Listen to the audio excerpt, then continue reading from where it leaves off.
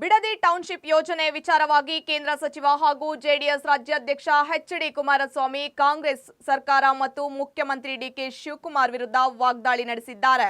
ಯೋಜನೆಗೆ ಚಾಲನೆ ನೀಡಿದ್ದು ತಾವೇ ಎಂದು ಹೇಳಿರುವ ಕುಮಾರಸ್ವಾಮಿ ಸರ್ಕಾರದ ವಿರುದ್ಧ ಹಲವು ಆರೋಪಗಳನ್ನು ಮಾಡಿದ್ದಾರೆ.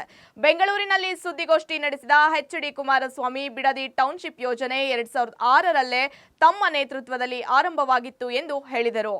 ಬೆಂಗಳೂರು ಸುತ್ತಮುತ್ತ 5 ಉಪನಗರಗಳನ್ನು ಅಭಿವೃದ್ಧಿಪಡಿಸುವ ಉದ್ದೇಶದಿಂದ ಯೋಜನೆ ರೂಪಿಸಲಾಗಿತ್ತು ಎಂದು ತಿಳಿಸಿದ್ದಾರೆ.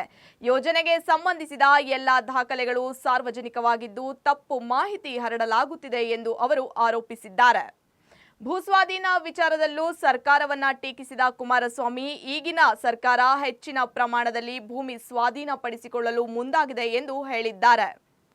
ರೆಡ್ ಝೋನ್ ಮತ್ತು ಡಿನೋಟಿಫಿಕೇಶನ್ ವಿಚಾರದಲ್ಲಿ ತಮ್ಮ ಕ್ರಮವನ್ನ ಸ್ಮರಿಸಿಕೊಂಡ ಅವರು ರೈತರ ಹಿತಕ್ಕಾಗಿ ತೆಗೆದುಕೊಳ್ಳುವ ನಿರ್ಧಾರಗಳು ತಪ್ಪಲ್ಲ ಎಂದು ಹೇಳಿದ್ದಾರೆ.